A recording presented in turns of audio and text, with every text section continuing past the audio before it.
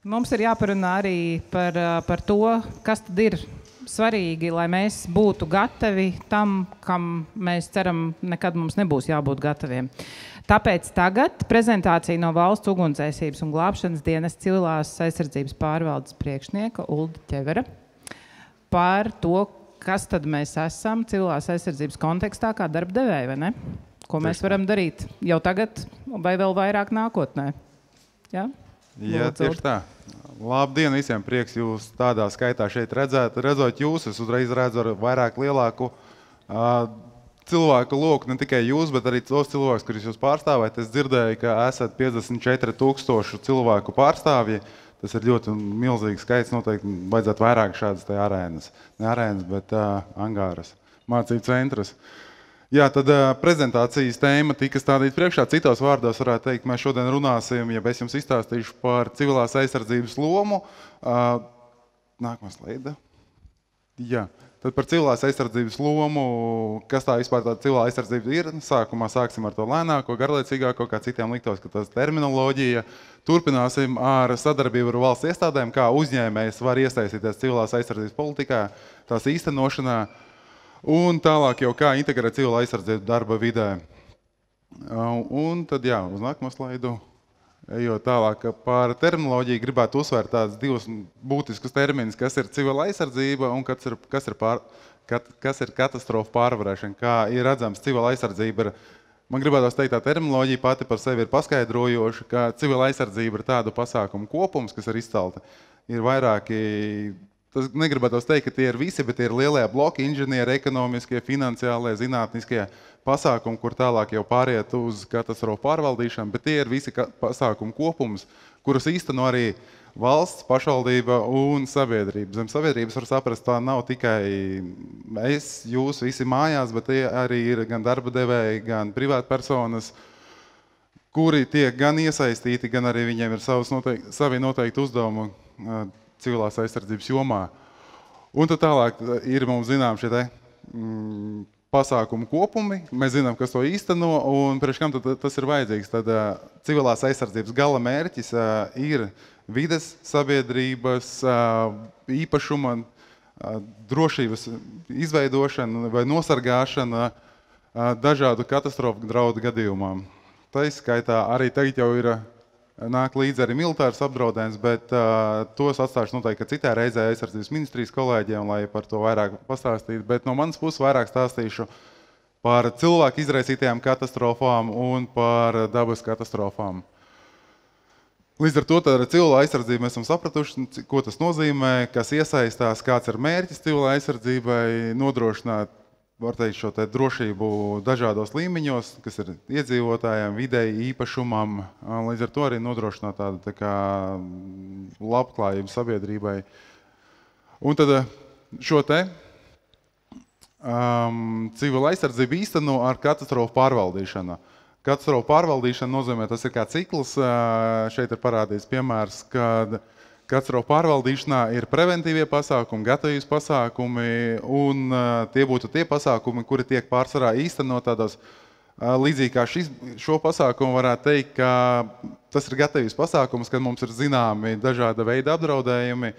Mēs saprotam, kādi mums darba vietās ir, kādi mums ir Latvijā pastāvoši apdraudējumi, piemēram, vakardienas apdraudējums Bauskā, ka bija stipra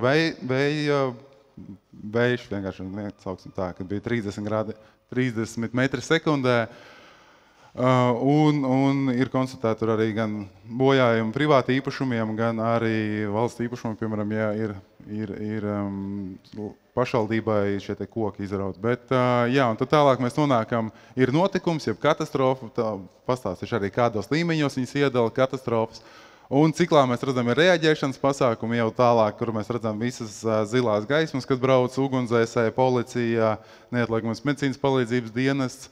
Tātad ar šo te ciklu viņš ir, gribētu teikt, kad arī ciklisks, jo ar šo te svītru, kas tiek apzīmēts, tur apakšā slēpjās arī vispār tāds kā riska novērtēšanas princips, jo sākumā, lai šo ciklu iedarbinātu, ir nepieciešams apzināt, identificēt risku, kā jau noteikti jūs daudz zinat, jums ir darbiniekiem arī jāveic darba vides riska novērtējums, tā arī tiek novērtēts katastrofa risks. Sākumā apzina riskus, pēc tam analizē, apraksta un izējot no tā tālāk, jo tiek gatavot preventīvi un gatavības pasākumi, sāka likvidēšanas pasākumi.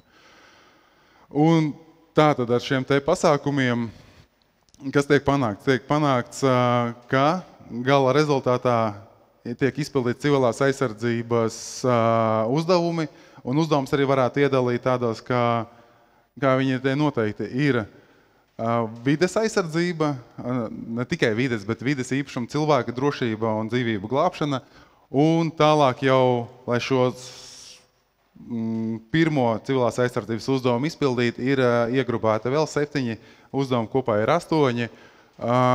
Kā ir iespējams tālāk, ja civilā aizsardzībā ir aprakstīts identificē risku, tad plāno preventīvos pasākumus un tā tālāk. Jā, tad ejam uz nākamo slaidu, un ar to es gribētu arī pateikt, ka, piemēram, valstī civilā aizsardzība tiek sadalīta 3 līmeņos, civilās aizsardzības plānošana vai arī tieši šī te politika civilajai aizsardzībai. Pirmais līmenis ir valsts līmenis, kur tiek identificēta visi pastāvošie valstī apdraudējumi, līdz ar to arī tiek identificētas visas ietekmes sfēras, un tas tiek plānots, šis te politika tiek plānota valsts līmeņa civilās aizsardzības pasākumiem ar tā dokumentu kā valsts civilās aizsardzības plāns. Tur tiek aprakstīti 37 apdraudējumi, ir vairāki tādi kā vētras, plūdi, sauļas, ugunsgrēki dzīvojamā sektorā, transporta avārijas, lidmašīnas avārijas, jūras krasta piesārņojums. Principā, kura ministrija atbild par kādu jomu, viņi arī spēja identificēt šo te apdraudējumu savā darbības sfērā. Jo, kā es jau minēju, piemēram, tad ir katram arī apdraudējumi, kas ir identificēts valsts civilās aizsardzības plānā, ir pretī stāv arī glābšanas darba vadītājs, kurš reaģē uz šo te apdraudējumu. Bet to, ko šobrīd pateicu, tas arī pēc tam jums būs vairāk noderīgi tālāk prezentācijā. Jo, principā, katram apdraudējumam ir cilvēks, kas tādā ciklā reaģēšanas pasākumā ir galvenais par to, lai iesaistītu gan privātpersonas, gan ir uzņēmējs uz reaģēšanas pasākumiem, izmantot, piemēram, uzņēmēja resursus, lai gan ar valsts, gan ar uzņēmēja resursiem spētu pārvaldīt šo te katastrofu, kad viņi notikusi, piemēram, lai samazinātu pēc iespējas kaitējumu, kas ir radies. Ja tas ir ugunsgrēks, var iesaistīt privātpersonas tehniku, par to es arī pastāstīšu tālāk prezentācijā, kā tas ir iespējams. Bet, līdz ar to atgriežos pie tā, ka katram apdraudējumam ir pretī glābšanas darba vadītājs. Un tad tālāk, kā viens no glābšanas darba vadītājiem ir jeb otrais līmenis, kā tiek īstenota valsts politika civilā aizsardzībā, ir pašvaldību līmenis. Varbūt jūs zināt, ka pašvaldībām arī ir civilās aizsardzības plāni izstrādāt, noteikti zināt, es ceru vismaz uz to. Un pašvaldības civilās aizsardzības plāns atšķirās no valsts civilās aizsardzības plāna ar to, ka tieši pašvaldības civilās aizsardzības plāns koncentrējās uz sev piedarošiem apdraudējumiem, jo, piemēram, Daugavpilī nebūs identificēts apdraudējums jūras krasta līnijas piesārņojums, jo viņam tāda krasta nav. Un līdzīgi, piemēram, arī Liepājai, varbūt tās Liepājai varētu būt apdraudējums, kas ir ar robežšķēršošanas punktiem, bet tā ideja, ko es vēlos pateikt, ka katra pašvaldība identificē sev piederīgos apdraudējumus, līdzīgi kā arī valsts civilās aizsardzības plānam, un tā arī pašvaldības līmenī ir iekļauti eksperti. Tur vēl pastāv tāda lieta kā civilās aizsardzības pašvaldības komisijas, kas jums kā darba devējiem vai arī uzņēmējiem ir noderīgi ar jūsu kontakts attiecīgajā pašvaldībā, kā iesaistīties civilās aizsardzības politikas īstenošanā. Ja, piemēram, varu minēt Jēkabpils gadījumu, ir šis civilās aizsardzības plāns, tur ir identificēts Jēkabpilī plūdu apdraudējums, un reaģēšanas pasākumos Jēkabpilī ir jāveic šo te pretplūdu pasākumi, lai novērstu pilsētas aplūšanu un tālākas materiālās zaudējumus. Tur ir iespējams atkal iesaistīties komersantiem gan ar savu smago tehniku, gan ar resursiem, jo, piemēram, jūs tie smilšmais, kas tika iesaistīti arī Jēkabpils gadījumā, tādi, varbūt redzēt tādi metrs reiz metrs pilni ar smiltiem, ar ko stiprināja dambi, lai dambis varētu izturēt šo te ledus masu, kas spieda viņu. Un, tad Otrais līmenis ir tālāk arī būs piemēri no šiem te plānošanas dokumentiem. Un trešais līmenis, kas tiek arī noteikts kā priekš politikas īstenošanas, ir paaugstināts bīstamības objektu civilās aizsardzības plāni, kas tiek plānoti konkrētam objektam. Un, lai šim objektam būtu šis te plāns jāsagatavo, ir izstrādāt arī ministru kabineta noteikumi, kur viņiem ir kritērija, kāpēc viņš ir šāds te paaugstināts bīstamības objekts, vai ne viņš ir pēc viņa piederīgo vielu daudzuma, kā paaugstināts bīstamības objekts pēc A, B, C kategorijas daudzumiem atšķirās, vai arī pēc darbības rakstura. Jā, un tad šie ir tie 3 līmeņi, kuros tiek vispār valstī obligāti plānot civilās aizsardzības ir izstrādāta civilās aizsardzības politika, kur ir nepieciešams īstenot ar plānošanas dokumentiem, kas ir civilās aizsardzības plāni, bet jums kā uzņēmējiem šāda prasība tiešām nav izvirzīta, bet tas nenozīmē, ka jūs nevarat izmantot tos instrumentus, kuri pastāv jau šobrīd, pēc kuriem vadās valsts iestādes, valsts civilās aizsardzības plāna pašvaldības un objekti, jeb uzņēmēji.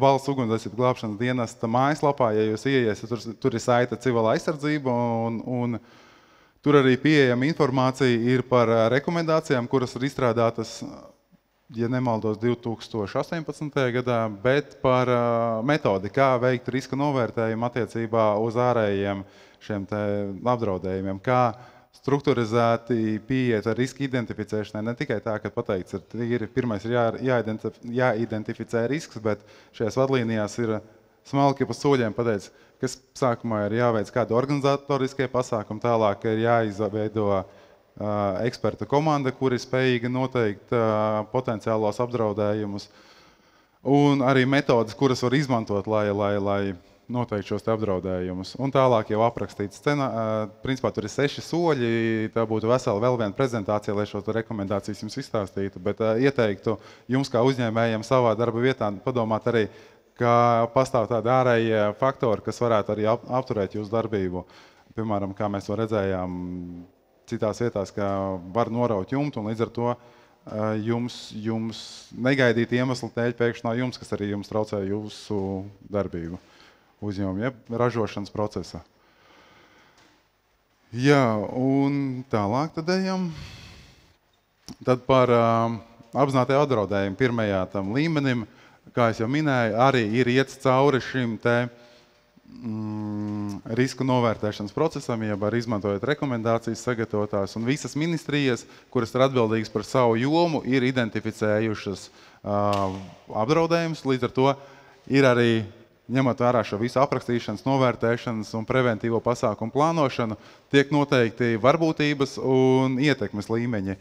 Un līdz ar to, ja mēs redzam, ka šeit ir epidēmijas pie augstākais risks, līdz ar to stratēģija civilās aizsardzības plānā ir jābūt tādai, ka šis risks ir jādomā pēc iespējas zemāk, līdzīgi kā arī tas darba vidas riska novērtējumā, ka, ja mēs redzam, ka risks ir nepieņemams, kā šī gadījumā viņš ir ļoti augsts, mums ir jāplāno pasākumi, lai to risku dabūtu zemāk. Un tie ir tie preventīvie pasākumi.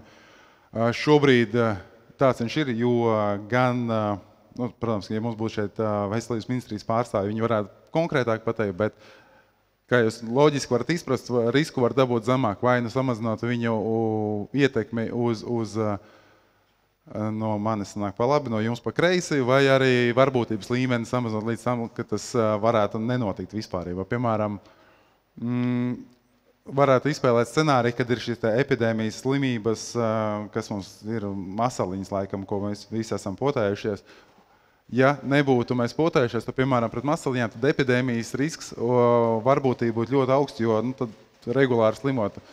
Tāda veida katastrofas ir izskaustas, bet pastāv joprojām cita veida slimības, kuras nosaka to, kāpēc tieši epidēmijas ir tik augstu, un ņemot vērā to, ka mēs piedzīvojam Covid situāciju, ka bija ļoti augsta saslimstība un ļoti daudz cilvēki gan saslima, gan arī nespēja apmeklēt savas darba vietas.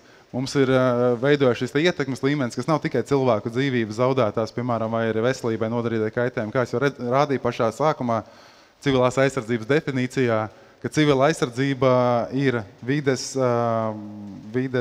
īpašuma drošības saglabāšana, arī sociālo-ekonomisko darbību nodrošināšana un turpināšana. Ja, piemēram, mums darbinieki saslimst vai kaut kādā veidā viņu šīs katastrofas ietekmē, viņi vairs nevar apmeklēt darba vietu, līdz ar to arī uzņēmums vairs nevar turpināt savu darbību ar pluszīmi, veidojas kaut kāda zaudējuma, līdz ar to arī visiem pārējiem kļūst sliktāk, tāpēc, ka uzņēmējs vairs nevar sadarboties ar saviem partneriem, un tāpēc tur veidojās tā sastaista, kā uzņēmējs iesaistās civilās aizsardzības sistēmā. Jo, ja viens ķēdes posms ir vājāks, tad tas spēj ietekmēt arī pārējos. Un mans pārslēdzējs aizgāja. Paldies. Jā, šeit ir konkrēti piemērs no valsts civilās aizsardzības plāna, kā komersants varētu piedalīties civilās aizsardzības plāna preventīvos gatavības pasākumos. Kā gribu parādīt, tas ir tikai viens izgriezums no vairākiem apdraudējumiem, kuri pieminēts komersants. Mums arī elektrība pazuda, cerams. Ok. Jā. Tad komersants var piedāvāt arī savu gan iepirkuma procedūrā, valsts materiāla rezervu veidošanā, gan arī, ja valsts materiālām rezervēm kādai no iestādēm, kura grib vēl sev izveidot valsts materiālas rezerves, tas ir valsts vai pašvaldība iestāde, nav vieta, kur to uzglabāt, tad šo te pakalpojumu arī valsts iestādes var īrēt no komersantiem, piemēram, šāda veida noliktavas, kur glabā slēdzot starp publiskās privātās partnerības līgumus par to, ka nodot komersantam un glabāt valsts mantu. Un līdzīgi tas ir arī ar valsts agrīnās brīdināšanas sistēmu. Šeit ir valsts agrīnās brīdināšanas sistēma arī mazliet plašāks temats. Tā ir gan monitoringa apdraudējumu joma, kā piemēram pēc tam mums arī pastāstīja nākamajā prezentācijā valsts vides dienas radiācijas drošības centrs, kā viņi veic radiācijas monitoringu, bet ir arī privātie komersanti, kuri var sniegt atbalstu šī te apdraudējumu novērošanai, jo kur mēs vēlētos arī iesaistīt vairāk privātos uzņēmējus katastrofu risku novērtēšanā vai monitoringā. Šobrīd mums ir upes līmeņa augstuma stacijas, kas piedara valsts vides dienas Latvijas LVģMC, tas būs Latvijas vides meteoroloģijas ģeoloģijas centram, bet viņi spēja novērtēt tikai plūdu risku apdraudējumu upēs. Bet, piemēram, mēs esam saskārošies ar situāciju, kad komersantiem piedara vairāki dambīši mazākās upēs, kur ražo elektroenerģiju. Šie nav savienoti kopā ar LVģMC plūdu monitoringu sistēmu, un tā arī komersanti spētu nodrošināt atbalstu, veicot gan agrīno brīdināšanas sistēmu, sākotnēji monitoringu veicot, un tālāk jau arī līdz valsts agrīnās brīdināšanas sistēmas, ja sabiedrības brīdināšanas sistēmas nodrošināšanai, ka tagad uz nākotni, gribu jums pateikt to, kad uz nākotni mobīlai sakara operatori arī nodrošinās agrīnās brīdināšanas sistēmas ziņas izsūtīšanu uz telefoniem, bet to noteikti jautājumu ziņā varētu atstāt, ja kāds radīsies jautājums. Par to, kad būs šūna apraiģi, esat dzirdējuši, var pateikt 25. gadā. Par procesu pastāstīšu tālāk. Labi, tas būtu par to, kur mēs redzam, ka valsts civilās aizsardzības plānā var iesaistīties. Ir arī vairākos apdraudējumos komersanti aicināt no jūsu puses arī apskatīties, kur jūs varat zem kāda pasākuma ielikt, varētu teikt, sniegt atbalstu valsts institūcijām. Principā, kā es teicu, katram apdraudējumam ir viņu pārvaldītājs un glābšanas darba reaģētājs. Tas būtu tā kā noderīgi jums, lai zinātu, kurš ir jūsu komunikators, pie kā vērsties, piedāvāt savu palīdzību, sniedzot šo te atbalstu katastrofās. Labi, nākamais slaids. Un tad šis ir piemērs no sadarbības teritorijas civilās aizsardzības komisijas civilās aizsardzības plāna, kur jau ir daudz detalizētāki uzdevumi noteikti. Piemēram, šis ir evakuācijas scenārijs, kur jau pie reaģēšanas un seku likvidēšanas pasākumiem iesaistās komersants, sniedzot atbalstu pašvaldībai, kur mēs redzam psiholoģisku atbalstu sniegšana.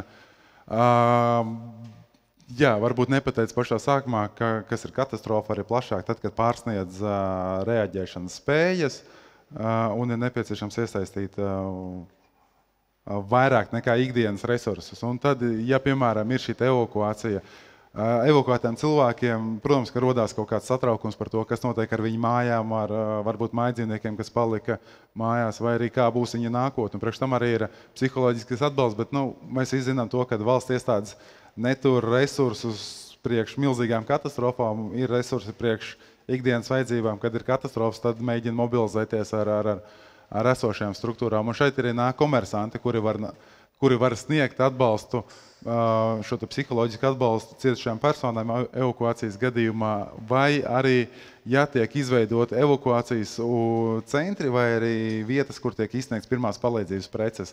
Šeit arī ir redzams, kad izpildītājs, teikšu, tā Rīgas pašvaldības, ir ierakstījusi, ka komersanti nāk palīgā pašvaldībai nodrošināt šos te iedzīvotāju evakuācijas pirmās. Tā ir, ja nemaldos, pamatvajadzību nodrošināšana. Jā, zem pamatvajadzībām tur ir daudz plašāks jēdziens. Pamatvajadzībās tas ir siltums, apsardze, ūdens, medicīniskie pakalpojumi, un visi šie pakalpojumi, kas ir pamatvajadzībās, arī ir sasniedzami caur komersantiem, un komersanti ir katastrofu gadījumā ir jau šī plānošanas dokumentā iekļauti kā partneri, kas sniedz pamatvajadzību nodrošināšanu. Nākamais slaids. Būtu pults, būtu vieglāk noteikti.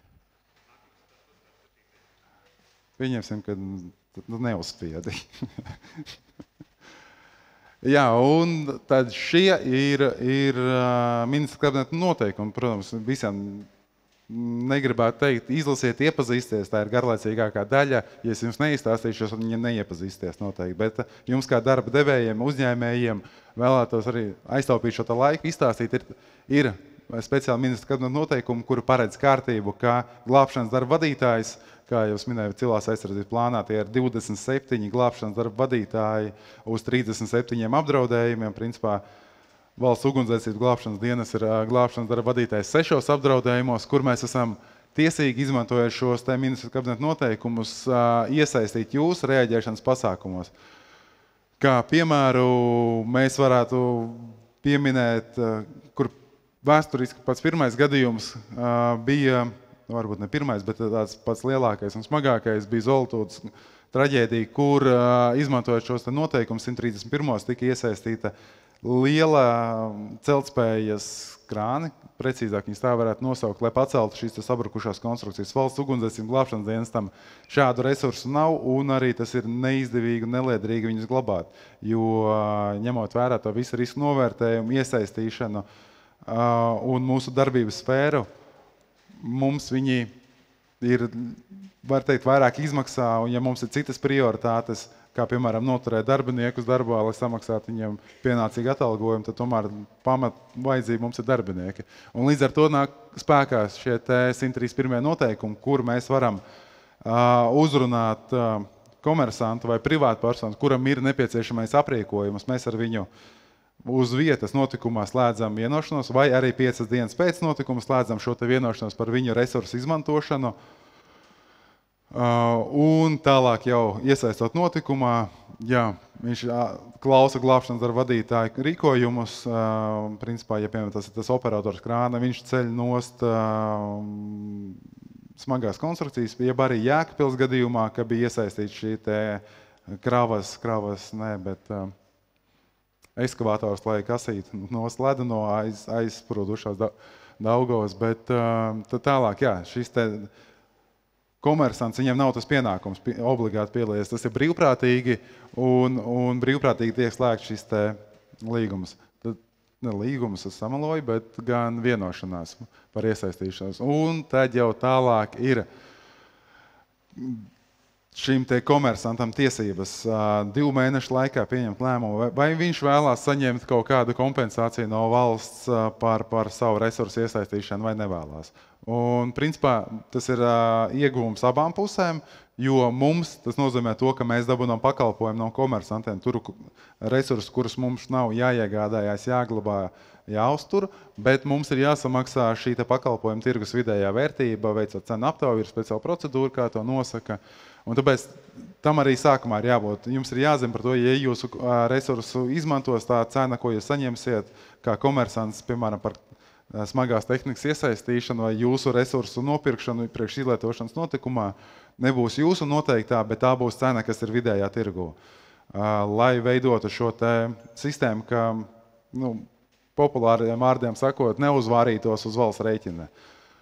Kad pēkšņi saprot, mans resurs ir vienīgais pieejamais, un es, ja iesaistīšu, tāpēc tam dabūšu no valsts lielāku ieguvumu vai kāpostu.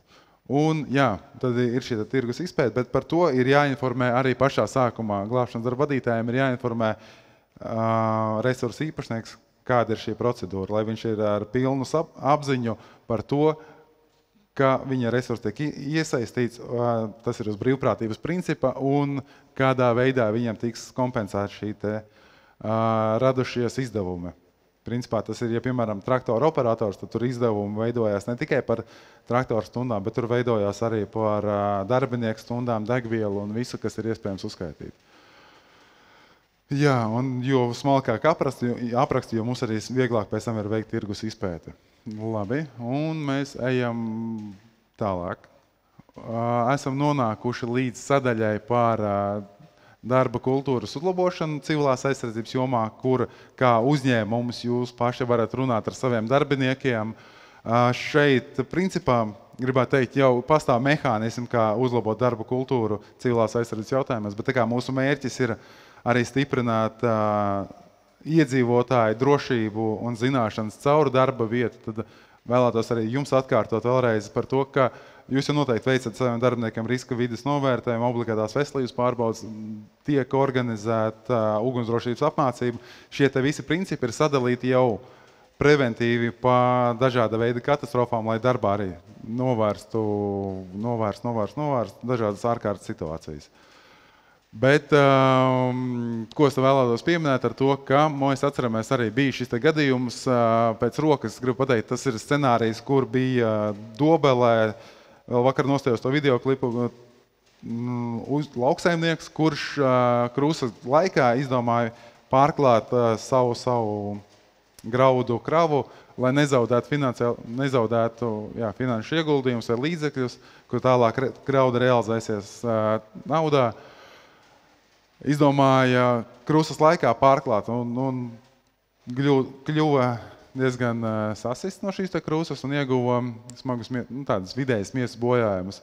Ko es ar to gribētu pateikt, ka mums ir jāinformē arī darbinieki ne tikai par darba vides riskiem, kas ir novērtējami pašā darba vietā, bet aicināt arī jūs izvērtēt iespēju aplūkot valsts civilās aizsardzības plānu, pašvaldības civilās aizsardzības plānu.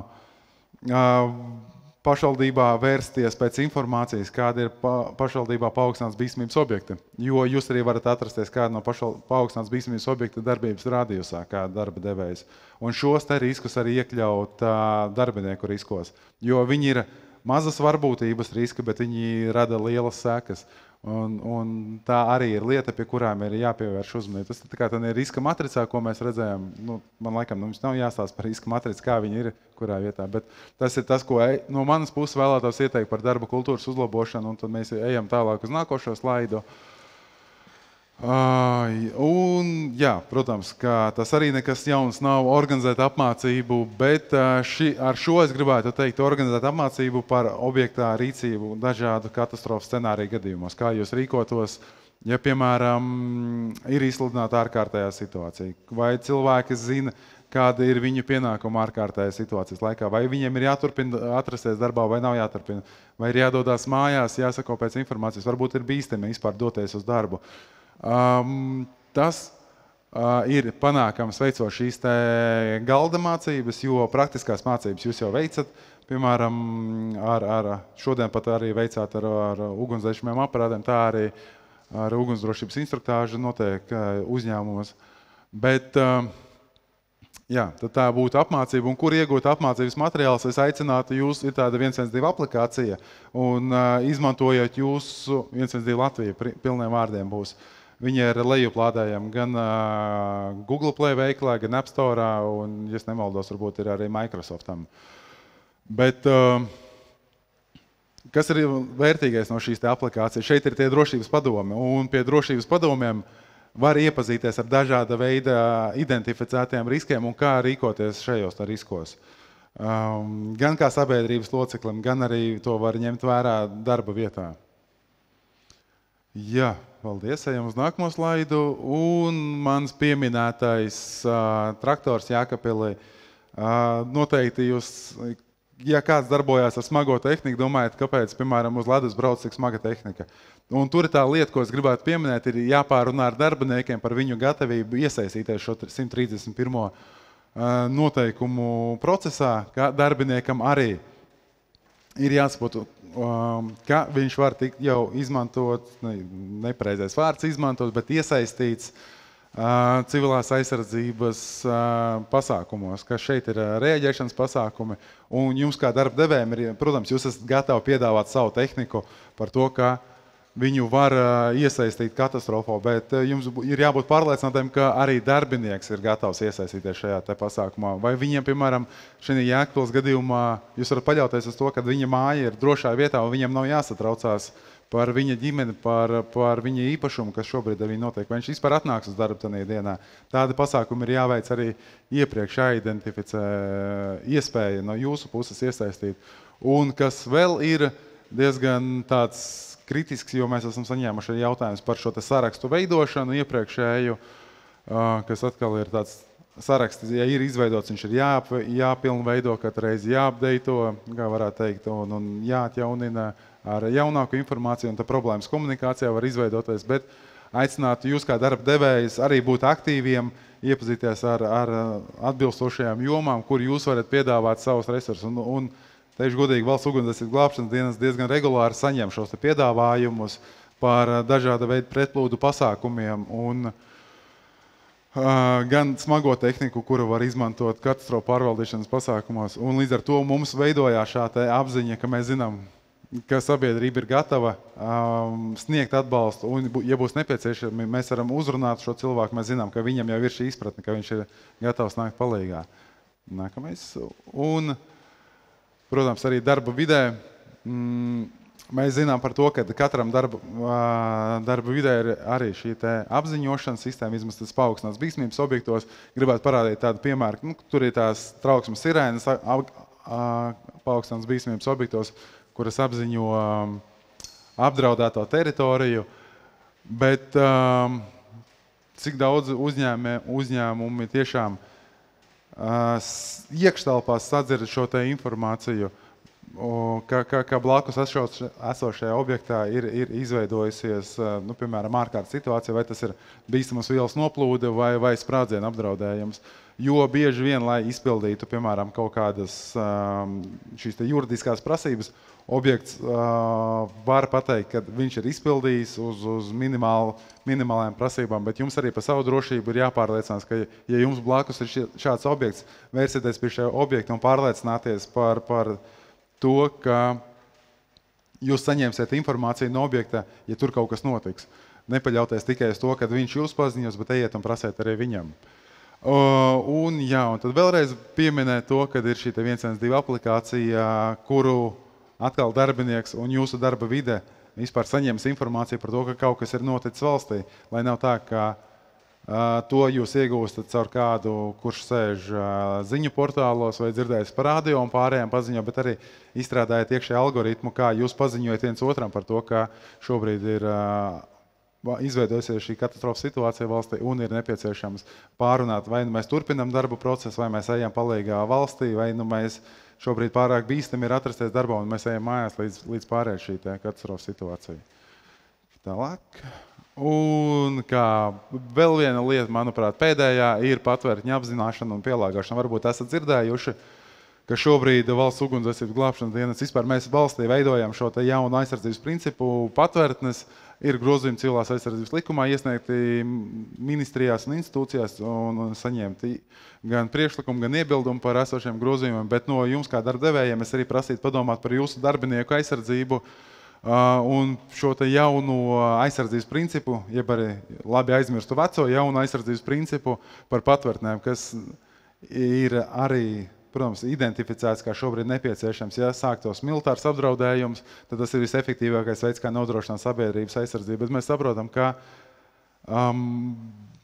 došanās uz patvērtni, kā visi iedomājas, es mājās esmu un aiziešu patvērtni, bet pusi dienu cilvēks pavada darbā, un tāpēc var aicināt jūs kā darba devējus padomāt par savu darbinieku patvēršanās iespējām, kamēr viņš ir darbā.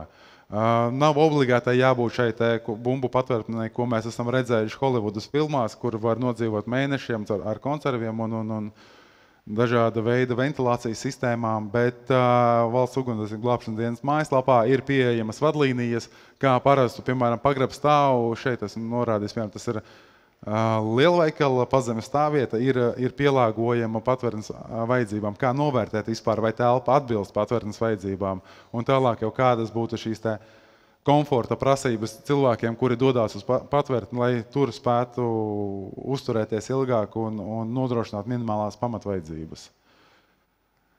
Tālāk, un tad esmu gatavs jautājumiem.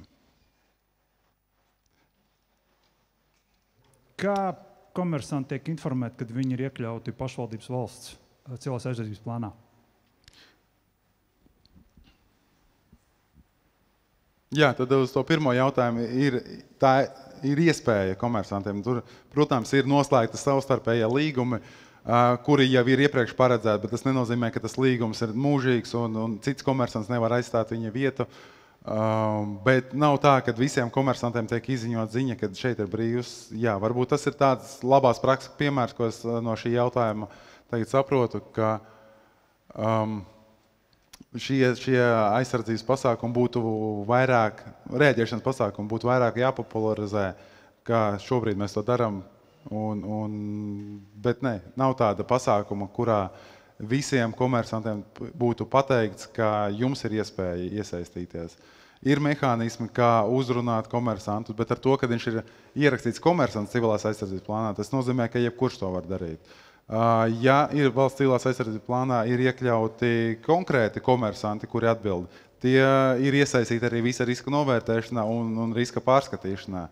Tie, piemēram, Latros Trans, tas ir šis cauruļu vadu, maģistrālā cauruļu vada operators, kurš ir atbildīgs par maģistrālā cauruļu vadu katastrofas novēršanu un preventīviem pasākumiem, un to varam veikt tikai kopā ar viņu. Mēs, kā glābšanas dienas, neesam šādu te inženieru sistēmu eksperti, bet tas ir viņa apdraudējums, viņa plāno, un līdz ar to, ja atvērtos, piemēram, mums kāds cits nozīmīgs objekts valstī, kurš varētu radīt valsts mēroga katastrofu, viņš tiktu informēts par to, ka ir nepieciešams izveidot risku. Noteikti viņš arī tiktu uzraudzīts no kādas no atbildības jomām un kopā tiktu strādāts. Nav tā, ka nezinot kādam parādītos. Un līdzīgi arī ar pašvaldībām. Pašvaldības arī var slēgt līgumus par šādu te pakalpojumu izpildi.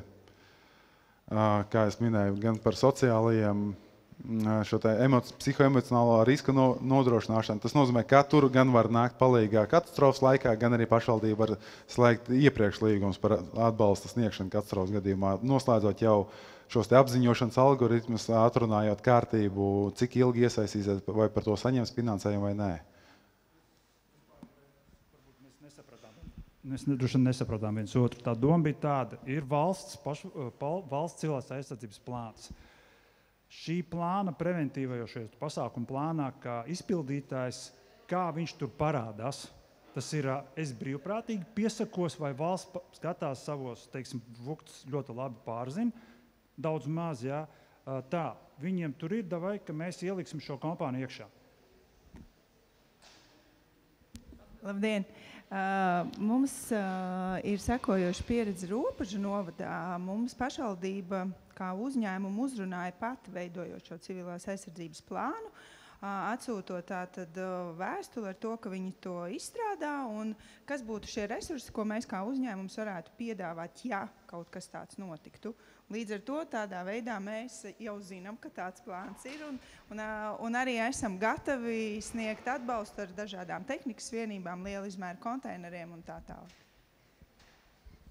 Šis tur, es nezinu, laikam tev uzdevu un atbildēju, bet Uldi, kā tu tā apkopot, varbūt, ja drīkstus tu, kas ir tie resursi, ar kuriem, ja mēs kā uzņēmēji tagad izdomājam, bet būtu jēgpilni, ka mēs tur esam vismaz sarakstā, lai ja nu kas tad var rēķināties, kas ir tas vajadzīgākais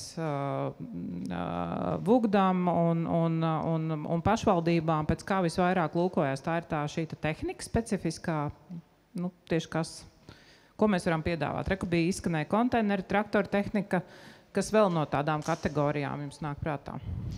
Jā, tad es varu runāt tikai par Vugdu, jo, principā, es neesmu tas eksperts, kurš runātu, piemēram, par valsts vidas dienesta jautājumiem, kāda resursa būtu nepieciešama. Bet no mūsu puses, jā, tā ir šī traktora tehnika, ja mēs esam sagruvumu glābšanas darba vadītāji, tad mums ir nepieciešama tehnika, kas palīdz pārvietot liela izmēra smagas konstrukcijas, jo mums ir pašiem šie tikai mazie manipulātori krāni aiz kravas mašīnām, bet mums ir ļoti nozīmīgi zināt šo te, principā mums ir izveidots arī saraksts, kurā ir iekļauta tehnika ar smago aparatūru, kā precīzāk nosaukt. Bet, jā, kā uzņēmējiem zināt tieši, kuru viņu resursu noderētu. Jā, gribētu to teikt tā, ka nav nevienam šāda te saraksta, kur ar visiem resursiem, ja, piemēram, mums kā valsts uguns glābšanas dienestam, nav informācijas par to, cik ir privātās medicīnas iestādes ar ambulances mašīnām, kuras varētu sniegt šādu līdzīgu pakalpojumu. Bet tas atkal būtu jāvērtē Veselības ministrijam, neatliekam medicīnas palīdzības dienestam, vai viņiem tas ir vērtīgi vai nav. Šobrīd es varu atbildēt par to, ka mums ir vērtīgi zināt šo te smagās tehnikas aprīkojumu sarakstu, smagās tehnikas automobīļa sarakstu, kur mēs varam izmantot. Un tālāk, ja tas ir no nozares, kā es minēju, ir riska pārvaldīšanas pasākumos, ja viņi identificē to kā vienu no gatavības pasākumiem veidot šādu sarakstu, tad tas viņiem ir noderīgi. Ja nav, tad nē, bet kā uzņēmējiem saņemt šo, protams, tas ir labais robežu piemērs, ka kāds pārvaldītājs pats uzrunā komersantus, kurus ir identificējis, kuri būtu noderīgi. Es no savas pieredzes vakar ieskatījos savas pašvaldības civilās aizsardzības plānā. Pirmā tāda mans novērojums, kad viņš bija izstrādāts 22. gada janvārī, un es nezinu, cik bieži viņš ir jāpārskata, bet, acīm redzot, tur viss labi. Tas tāds viens, varbūt, tā regularitāte arī nav īsti skaidra, un otrs ir, kad, klātesošie droši vien var ieskatīties savu pašvaldību civilās aizsardzības plānos, paskatīties, ko jau viņi ir identificējuši kā vajadzīgo tehniku dažādu katastrofu gadījumā, un tad, piedāvāt, ja ir kaut kas plašāk, jo man tiešām palika vakar skumji, ka es ieraudzīju, ka ir tieši 2 dīzeļu ģeneratori minēti, un tad man likās, domas darba varbūt nodrošinās, bet visiem pārējiem, tiešām neko nepalīdzēs. Tā kā varbūt tur tiešām var atklāt kaut kādu potenciālu. Jā, vēl. Es ātri atbildēšu uz to iepriecinoši. Ja jums palika skumji, tad labā ziņas ir tādas, ka 9. jūlijā tika pieņemta ministra kabineta noteikumu, kur nosaka, ka reizi gadā būs jāpārskata civilās aizsardzības plāns pašvaldības civilās aizsardzības komisijai. Viņi laikam nebūs tik priecīgi. Jā, runājot par patvernes vietu darba vietā, ir kaut kur pieejami kaut kādas vadlīnijas, kā tas izskatās, kam tur jābūt, pēc kādiem principiem mēs kaut ko tādu kārtojam, kāpēc un ko un kur vispār vērsties? Jā, es minēju, varbūt par ātru izstāstīju, ir šīs te vadlīnijas valsts ugunsdzēsības glābšanas dienesta mājaslapā. Pēc viņām jau šobrīd tiek apsakotas valsts un pašvaldību īpašumā esošās pagrabstāvu un pazemes stāvi. telpas. Un tur ir noteikts, piemēram, cokolstāvs nederēs kā patvēršanās telpa. Tur atkal ir noteikts izvērtēt, vai viņam neiet cauri maģistrālie komunikācijas tīkli. Tas ir ūdensvadi, kanalizācijas vadi, siltumvadi, jo bojājoties šiem te maģistrālajiem vadiem, vienkārši tā viss patvērtne aplūdīs un cilvēkiem tiks radīts risks. Vai tur ir divas izējas? Ir šādi te jautājumi aprunāt šajās te vadlīnijās.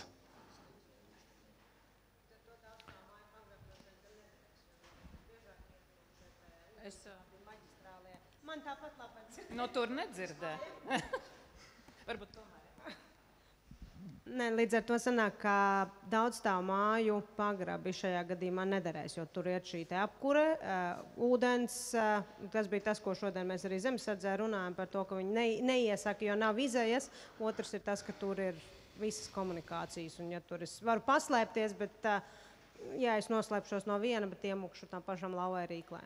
Jā, un diemžēl man ir jāsaka, ka šīs vadlīnijas tapa nevis tā, ka mēs viņas izdomājam, kā mēs gribētu, bet mēs esam konsultējušies ar Ukrainas glābšanas dienestu, un tā ir viņa tā skarbā praksa, ko viņi mums saka, ko ņemt vērā, lai mums pašiem tas nav jāpiedzīvo, ko viņi ir piedzīvojuši. Un pagaidām, jā, tas vēl nav tik mums nostiprināts, ka mēs gribētu teikt, ko mēs saņemam no Ukrainas kolēģiem, ka nav jāizmanto paneļu mājas. Šīs te būtu tās lietuviešu tipu mājas, kas ir būvētas un nemaldos 80. gados. Tās ir mājas, kur viņi kategoriski neatbalsta patvērtņu veidošanu, bet vislabākās būtu tās, kas ir veidotas no monolīta betona, kas ir mūsdienās jau ka mēs redzam, ka stāv pa stāvam, ielai. Un, ja ir izveidots pagrabstāvs šādai ēkai, tad tā ir pati drošākā patvērtne viņu prāt. Ja jūs nezināt, kur dabūt betonu, tad jā. Tas tāds neliels joks, protams, no manas puses. Jā, man tāds jautājums varbūt nedaudz provocējošs, Uldi, bet kā jums šķiet cilvēks aizsardzības apmācība, kā tāda sabiedrībai, viņa būtu kaut kas, kas mums būtu tā kā ļoti vēlama vai drīzāk neiespējama misija? Šobrīd civilās aizsardzības apmācība sabiedrībai gribētu teikt, jā, mēs ejam uz to, ka viņa tiek īstenota caur izglītības sistēmu. Protams, ir šis cilvēka aizsardzības kurs, kur no 1. līdz 12. klasē iekļauti dažādi, var teikt, katastrofas, jeb arī apdraudējumi. Dažādu mācību priekšmetu stundās, piemēram, fizikas stundā runā par radiācijas avārijām un bioloģijas stundā runā par vides piesārņojumu avārijām un tā tālāk, un, protams, arī sporta stundā, ne tikai vugda apdraudējumi no civilās aizsardzības plāna, bet arī vispār cilvēku drošības kursā ir gan policijas jautājumi, gan NMPD jautājumi un tādi, kas izglīto sabiedrību būt noturīgākai pret dažādu veidu apdraudējumiem.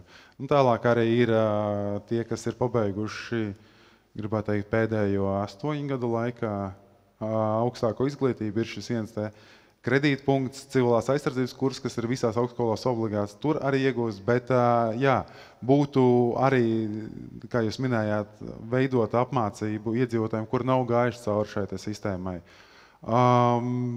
Tas vislabāk būtu iegūstams jau, es saprotu, esmu piedalījies tādās kustībās, kā lapas veidotajos reģionālās pasākumos, kur nevalstiskās organizācijas apmāca un trenējās kopā ar katra reģiona biedrībām, kuras ir ieinteresētas šajās civilās aizsardzības jautājumos. Kā nesen Rīgā, tas apmācību cikls, kurā visi arī interesanti varēja iesaistīties, tas bija, manuprāt, ļoti vērtīgi. Man viens tāds gadījums prātā, 23. gada rudens visās skolās spridzināšanas draudi. Visi atcerās, ja, kam ir skolas vecuma bērni, tad kā tie bērni, citas skolas, kam paveicās, nesaņēma, bet ļoti daudz saņēma, un tur tā reakcija bija ļoti, ļoti dažāda. Vienas skolas aizsūtīja visas mājās uz 2 dienām, citas nedarīja neko, vienas izdzina bērnus basām kājām stāvēt uz ielas, un tur tās skaidrības nebija vispār. Vai pēc šī gadījuma ir kaut kas mainījies tādā izpratnē, vismaz mācību vidē, kā tad reaģēt? Jo tie, kas saka, tie, kas bija piezvanījuši Vugdam, Tie tā kā neko nebija izdarījuši, jo bija tas mierinājums, ka viss ir labi. Jā, fake news. Bet citi pat arī jūs to zvanu un tā īsti nepaļāvās, ka tas būs tāds...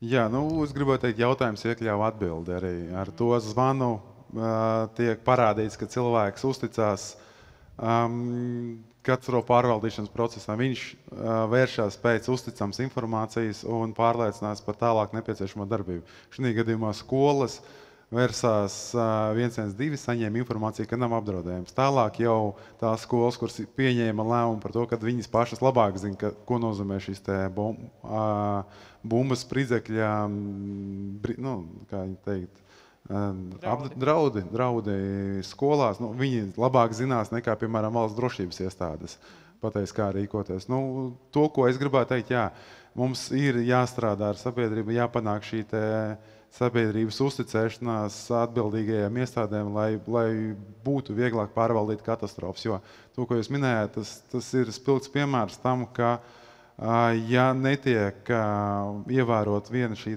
pieeja, tad mums rodās haoss. Un to vienu pieeju var iegūt tikai tad, ja seko vienam uzticamam avotam. Man vēl viens jautājums par droniem. Jo droni paliek arvien vairāk. Mēs uzņēmumā arvien vairāk fiksējam tādus gadījumus, kad droni ielaiž teritorijā vienkārši kaut ko apskatīt vai kā tam līdzīgi. Ir kaut kāda vispār plānā kaut ko mainīt, vispār uzstādījumos, lai būtu vieglāk uzņēmumiem pašiem, noteikt, ka droni virs viņu teritorijām nedrīkst lidot. Varbūt jūs nezināt un nevarat atbildēt, bet šī šobrīd jau kļūst par tādu nomācošu problēmu. Un tas, ko arī var dzirdēt, ir, kad arī pat ēkas apzog un tam līdzīgi, vispirms veicot šādu veidu novērojumu. Kā jūs jau teicāt, es neesmu civilās aviācijas aģentūras pārstāvis. Arī tikai no lietotāja puses esmu ar šo informāciju iepazinies. Zinu, ka mums ir iespēja, kā valsts ugunsdzēsības glābšanas dienestam, iesniegt informāciju par zonām, kur mēs nevēlamies, lai lidotu droni mums tuvumā. Tālāk jau šo visu kontrolē valsts policija, un, ja nemaldos, arī varbūt pašvaldības policija ar speciālu aprīkojumu. Viņi redz, ja kaut kur kāds pacēlēs aizliegtajā zonā, tālāk viņi spēja atrast šo pilotu un veikt tālākas administratīvās darbības vai kādas tās ir. Bet tikai no lietotāja puses, kā dienests, mēs arī esam noteikuši, ka šīs teritorijas, kur tas ir aizliegts, jo esam kritiskās infrastruktūras objekti. Tā mana baža vairāk, ka tas drons jau var ielidot kaut kādā tādā vietā, kur noteikti nevajag ielidot un izraisīt katastrofu tikai tāpēc vien, ka tas ir kaut kāds jau mehānisms bojājums, kas vairs nekontrolē situāciju. Tā kā domājiet arī par to, mēs sākam par to domāt, ko ar visu šo darīt. Jā, labs punkts. Vēl kādam kāds jautājums varbūt? Jāpietaupa arī vieta mums radiācijas drošības centrā. Jā, sveicināt, Nāris. Jā, provokatīvs nedaudz jautājums. Ļoti daudz runāts un ļoti daudz semināros būts un visu laiku aktuālā tēmā šūnu apziņošana. Tad kāds, varbūt varat padalīties informāciju, kāds ir tam status, vēl joprojām notiek tikai iepirkums, vai iepirkuma procedūra jau ir izstrādāta un jau reālie pretendenti jau tiek izskatīti? Jā, tad labs jautājums. Es noteikti spēšu uz to atbildēt, jo ir tā, ka iepirkums sastāv no divām daļām. Pirmā daļa ir noslēgusies, kur bija izvirzīti speciāli kritēriji, kuriem ir jāatbilst šiem pretendentiem. Šīm sietam ir izgājuši cauri pretendenti. Pretendentiem jau ir sagatavot tehniskie piedāvājumi un ir arī vērtēšanas kritēriji izstrādāt. Šobrīd notiek tieši tehnisko piedāvājumu vērtēšana un sarunu procedūras ar piegādātājiem, lai noteiktu, kurš no piegādātājiem spēs ne tikai lētāko produktu piedāvāt, bet arī atbilstošāko un arī turpmāk saimnieciskāk izdevīgāko un gribētu pateikt arī attīstamāku uz nākotni. Bet provizoriski ir tā, ka tiek plānots 2025. gada sākumā jau testēt sabiedrībā šo agrīnās brīdināšanas ziņu, ka tiks nosūtīts mobiliem telefoniem par to, ka tā ir šūna apraides testa ziņa. Tā, bet pirmais, ko jūs varat izdarīt, ir 112 aplikāciju uzlikt vismaz, šodien. Vēl neizejot no šī angāra, tiem, kam vēl nav, uzlieciet aplikāciju. Jā, aicināt. Vēl kādi jaunumi, jautājumi, jaunumi? ierosinājumi? Nu, tad es teikšu lielu paldies pirmkārt par to darbu, ko jūs darat. Es ceru, ka jums darba kļūs mazāk, nevis vairāk, bet vairāk preventīvā, mazāk seku likvidēšanas, jo vairāk mēs būsim viedāki un gudrāki, jo vieglāk jums būs. Tā kā jāpaldies, Uldi, un tad mēs braucam tālāk pie radiācijas drošības centra. Ja? Paldies!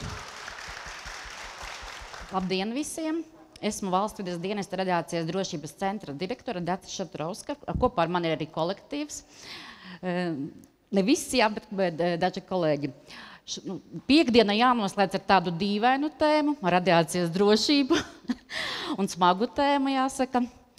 Ukrainas notikumi pierādīja, ka ne tikai militārais iebrukums ir cilvēkiem svarīgs, bet arī svarīgs ir radiācijas apdraudējums un kāpēc par mums viņu jādomā.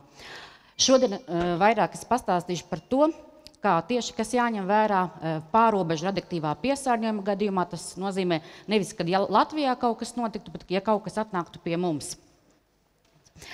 Ja, radiācijas drošībā ir ikdienā mums saskaramies visi. Arī no klātesošiem noteikti kādam ir mūsu izsniegtā licence. Švenkam noteikti. Ja. Ir arī citi uzņēmumi, kuriem mūsu licence, ko mēs ikdienā uzraugam, arī braucam pārbaudēs. Tas būtu tāda ikdienas situācija, ko mēs plānojam, sevis arī uzņēmēji plāno. Ir esošā apstarošanas situācija, ko mēs ikdienā kā katrs cilvēks saskaramies, pieņemsim radona gāzi. Tas tāds varbūt būvmateriāli ir dabiskais radioaktīvais avots, bet šodien vairāk par to avāriju apstarošanu, kas var būt gan Latvijas objekti, bet, kā jau minēju, Latvijas objekti mums nav tik daudz, nav tik lieli riskanti objekti, kur radīt tādu lielu piesārņojumu. Tas būtu tāds vietēja, lokāla mēroga sekas. Savukārt, vairāk mums jāuztrauc tieši par to pārobežu piesārņojumu. Kāpēc mums svarīgi ir? Liekas, ka mums taču tūmā, mums pašiem nav atometrostacijas, bet tūmā mums atrodas Baltkrievijas atometrostacija. Viņa ir 100 km attālumā. Tas nav tālu, tas ir samērā tuvu. Protams, ka Ignalinas atometrostacija Lietuvā bija daudz tuvāk, bija lielāks tas risks, un pie tam Lietuvas atometrostacija bija tieši tāda pati tipa kā Černobiļas atometrostacija, tāpēc viņa tika slēgta. Un svarīgi, ka šie Baltkrievijas atometrostacija ir uzsākti, darbojas abi divi reaktori. Tas nozīmē, ka ne tik pirms 21. gadā pirmais reaktors uzsāka un pagājušajā gadā uzsāka darbību arī otrais reaktors. Nozīmē, ir tāds liela palielinās risks, ka kaut kas var notikt. Un tas nav vienīgā atometrostacija, kas ir tūmā. Mums kopumā 500 km radiusā ap Latviju ir 9 atometrostacijas darbojošās. Tas nozīmē, ka tas risks, ja kaut kas notiek, var arī sasniegt mūsu Latviju. Un kā parādīja Ukrainas notikumi, sabiedrība, arī mēs domājam par to, kas arī tālāk. Jo, pieņemsim, Zaporižas atometrostacija ir vairāk nekā 1000 km attālumā, bet sabiedrības uztraukums un bažas par to, kas notiks, ja arī notiks sprādziens atometrostacijā, kas kā ietekmēs mūs, kā sabiedrību, un kādas tās rīcības būs tajā situācijā.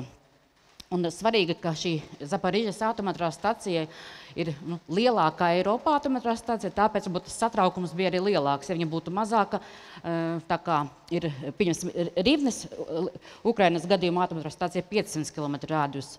Tas nozīmē ietilpst tajā vidējā Ukrainas situācijā arī. Jā, un nākamā attēlā mums ir redzam tā karte. Ja mēs tā kā skatāmies, Baltkrievija ir vienā pusē atometrostacija, bet ja kopumā tās 9 atometrostacijas atrodas visapkārt Latvijas teritorijai. Tas nozīmē, neatkarīgi, kurā vietā kaut kas notiks, Latviju var sasniegt kaut kas. Jā, un kā tad, lai saprastu, vai tas risks ir liels vai mazs, starptautiski tiek vērtēts arī tāds iedalījums, kā novērtēt tās tā kā zona, riska zonas, kas ir jādara katrā no šīm riska zonām. Šī riska novērtējums ir veikts balstoties uz Černobiļas atometrostacijas avāriju un arī Fukušimas, kas notika Japānā 2011. gadā. Ņemot vērā šīs pieredzi nav liela. Tas jāsaka paldies, ka tāda situācija ir, ka tie reaktori darbojas droši. Ir izstrādāta tāda 4 zonas ap šīm atometrostacijām, kā novērtēt to risku. Šie ir maksimālie attālumi, jo jaunāki reaktori, jo mazāks tas risks, mazāk tās zonas arī samazinās. Bet jāsaprot arī, ka, ja notiek kodola avārija, protams, ka tas radioaktīvais mākonis neizplatīsies apļveidā. Kas ir svarīgs? Vējš. Meteoroloģiskie apstākļi, vējš, lietus ir ļoti svarīgs kodola avārijas gadījumā. Un tad tās 4 zonas būtu tuvākā zona ir 5 km, tālāk ir tie 30, 100 un 300. Un katrai no šīm zonām ir svarīgi, kāda tie aizsardzības pasākumi ir. Lūdzu, Andri, tālāk. Jā, tad tajā, loģiski, skaidrs, ka lielāks risks, jo atrod tuvāk tai zonai, ja kaut kas atrodas. Tad pirmajās 3 zonās ir tas lielākais risks, var būt paredzama gan iedzīvotāju evakuācija no tās vietas, kur atrodas iedzīvotāji, gan arī, pieņemsim, joda profilakse, un arī kaut kādā brīdī, kamēr nenotiek evakuācija, uzturēšanās telpā ilgāku laiku. Jā, ja es minēju, cik mēs lielā attālumā esam no Baltkrievijas? 110. Jā, tātad, kurā zonā mēs atrastos? Pēdējā, 4. pēc tiem 100. Tā, ka mēs esam tajā mazāk riskantajā zonā, un arī tālāk, mēs arī kartē, kur bija attēlots, mums bija tās 500 km zona. Mēs pieņemam tādu lielāku risku, skatāmies arī tālākas atometrostacijas.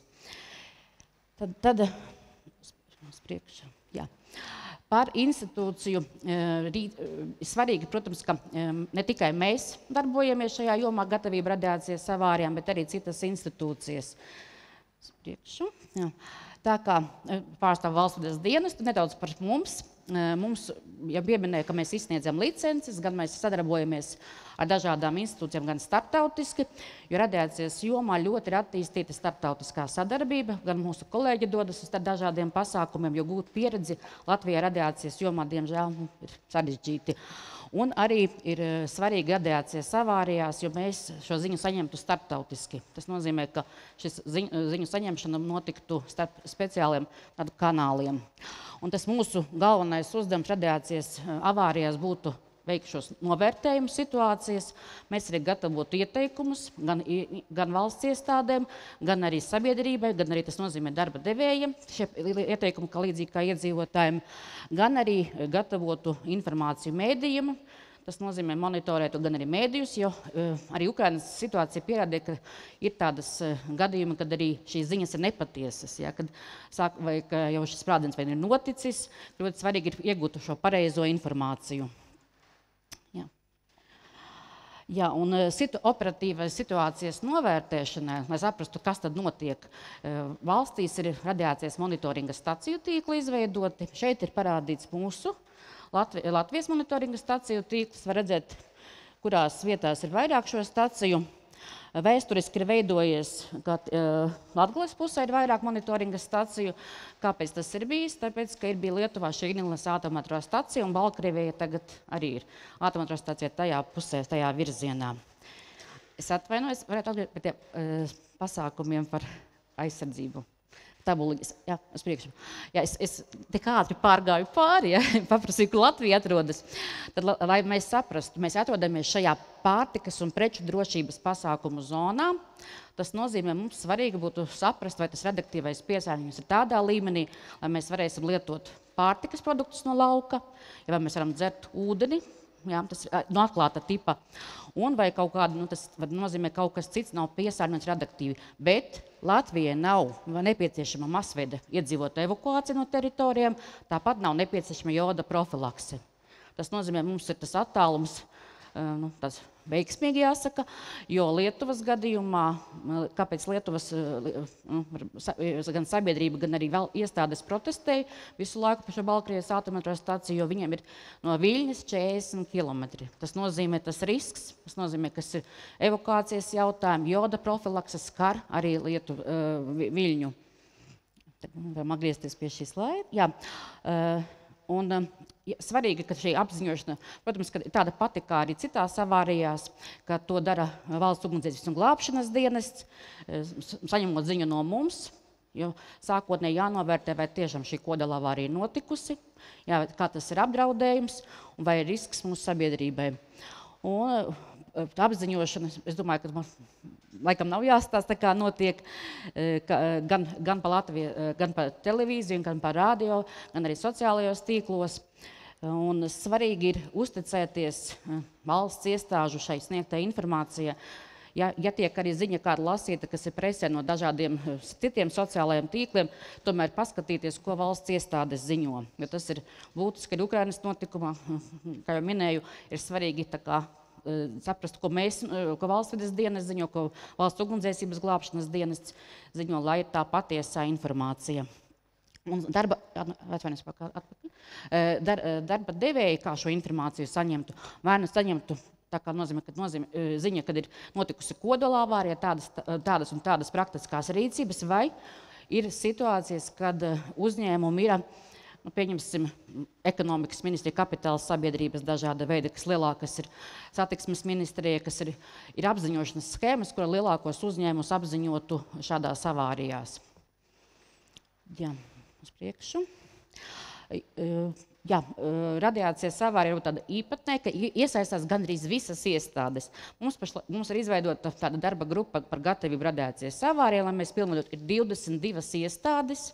Tas ir liels skaits, un tas nozīmē, ka katra iestāde grib zināt, kas viņai jādara, kādi ir viņu pienākumi, un ir dažādas jomas. Ir par iedzīvotājiem jārūpējas veselības jautājumi, pārtikas šie jautājumi, kā es pieminēju, mēs atrodamies zonā, kur šie pārtikas ierobežojumi var būt tik izteikti.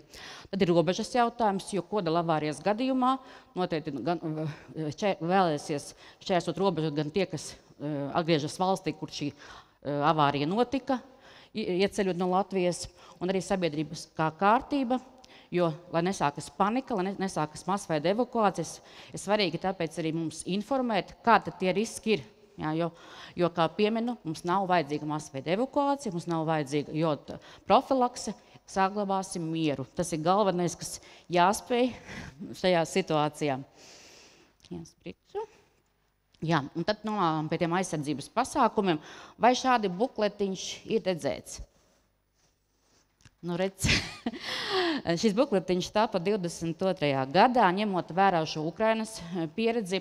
Mums mājaslapā vienmēr ir bijis garš materiāls, kur 10 vai vairāk pat lapas. Jā. Tas nozīmē, sabiedrībai nedara šāds materiāls, jo neviens nelasa tik garus dokumentus. Jā.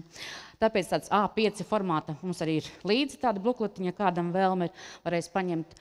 Kas ir tādi galvenie pamatprincipi iekļaut. Arī no šī bukletiņa nedaudz pastāstīšu.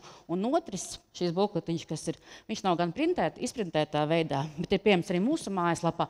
Tieši tas ir domāts darbinieku personālu, kādām ir jābūt rīcībām.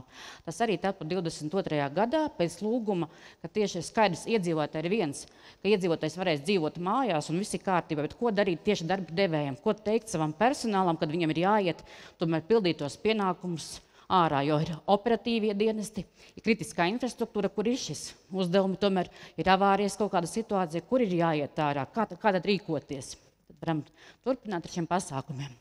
No bukleta tas nav tāds nekas jauns, bet, lai saprastu, svarīgi tajā brīdī, kamēr šī kodola avārija ir uzturēties mājās. Tas nav domās tāda patveršanās, kā sheltering, ko angliski sauc, kur tagad ir obligāti, tur tagad ir ļoti liels risks, jo, kā jau minēju, mēs neatrodamies tāda riska zonā. Un svarīgi ir sekot, kā minēju, tiem sociālajiem tīkliem un arī televīzija, radio, kur tomēr ir patiesa informācija, kur visas iestādes arī šo ziņu dos vienādu. Jā, un tas, kas tāds arī būtiski, ka, ja kodola avārija notiek, nenozīmē, ka šis radioaktīvais mākonis atnāk uz Latviju automātiski. Ir Baltkrievijā kaut kas. Ir svarīgs tie vēja virziens, jā, varbūt notiek kodola avārija un vēja virziens pilnīgi uz otru pusi. Jo arī, kad bija Ukrainas šie notikumi, mēs regulāri sekojām meteoroloģiskām prognozēm, ja kaut kas arī notiek, vai šis radioaktīvais mākonis virzietos uz Latviju. Risks ir mazs, ja arī atnāktu, bet praktiski mums ir paveicies, jo valdošie vēji ir prom no Latvijas. Tādā ziņā arī Baltkrievijas atomelektrostacijā, ja kaut kas notiktu, tas dienu skaits gadā, kas uz Latviju pūš, nav tas pārsvarā, nav tas vēja virziens. Un tas trausmas, sirēnas vai apziņošanas skarļiem tiks izmantot tikai tad, ja tiešām būtiski, jo arī diskutējot ar sabiedrību, šajā 22. gadā mums bija, es neatceros, cik 15 semināri dažādi, tika jautāts, kā tiks sasniegts tie iedzīvotāji un tā sabiedrības daļa, kura nelieto internetu, jā, kā viņi zinās. Tāpēc ir šī trauksmes sirēnes, lai kaut vai ieslēgtu televizoru un paklausītos, kas tad vai to radio. Un arī šīs karaliņu apziņošana, tas tieši tas pats, tas ir valsts policijas, arī Nacionālajie bruņoties spēki iesaistītos, lai paziņotu tai sabiedrības daļai, kas varbūt neseko līdzi internetā. Priekšu. Jā, un ja šī rekomendācija no valsts iestādēm tiks saņemta, ka ir jau tā uzturēšanās telpās, ir svarīgi aizvērt logus, tie pamatprincipi, kas ir, jebkurā gadījumā, ja kaut kāda lielākā avārija ir ķīmiskā avārija, logus un izslēgt ventilācijas sistēmu, lai arī tas risks, tas radioaktīvais piesārņojums būs, nav liels, Latvija nesasniegs, jebkurā gadījumā labāk, lai nav šā iekštelpā, ja? Tā kā no jebkuriem cita veida putekļiem. Un tas, kas, ja tomēr cilvēks ir bijis ārā, šis radioaktīvais mākonis ir bijis, jo nevienu cilvēku nevar aizliegt ieslēgt mājās, neiet ārā. Kad ir svarīgi ievērot personīgo higiēnu, nomazgāt rokas, novilkt drēbes, nomazgāt, bet viņas var lietot atkārtot. Tas piesārņojums nav tāds, ka tagad tās drēbes būtu jāiznīcina. Un arī diskutējot ar sabiedrību, visu laiku jautājums ir, bet ko tad ar mājdzīvniekiem darīt? Ir viens tie, kas ir mazie dzīvnieciņi, kas ir mūsu dzīvoklī, ko mēs uzturam, bet ir arī lielāki, kas ir mājlopi. Arī šais gadījumā, ja tomēr ir iespēja, tad ievest vai viņu slēgtā telpā vai daļēji slēgtā telpā, lai tomēr pasargātu un tā arī pēc tam būtu uztraukums, vai šis dzīvnieks ir radioaktīvi piesārņots vai nē. Un noteikti mēs saņemtu ļoti daudz aicinājumu iesniegumus mērīt dzīvniekus. Ja? Tas, man liekas, cilvēkam tomēr tas dzīvnieks rūpējas un tāds. Jā, un uz priekšu variet. Un tas, kas, ja tomēr tie pārtikas ierobežojumi ir, ja šajā situācijā tiek lemts, ka šis radioaktīvais mākonis sasniegs Latvijas teritoriju, un ir sākumā jānovērtē situācijā, kāds tas piesārņojuma līmenis ir, tad aicinājums būs nelietot produktus no atklāta lauka. Jā, lietojam tas, kas ir veikalā, un ja tomēr cilvēki nevar iztikt bez saviem dārzeņiem, tad nomazgājam viņus. Jā, tas ir tāds primāri. Un tas pats arī ir ūdeni, bet mums pārsvarā visur lieto pazemes ūdeni, tas nozīmē no krāna var dzert ūdeni. Vienīgi ir jautājums par Rīgu vienmēr, jā, jo Rīga lieto arī no atklātās, no virzemes ūdens ūdeni, bet tas piesārņojums, kas Daugava ir liela, ja tas piesārņojums arī būs, tas riska līmenis būs minimāls.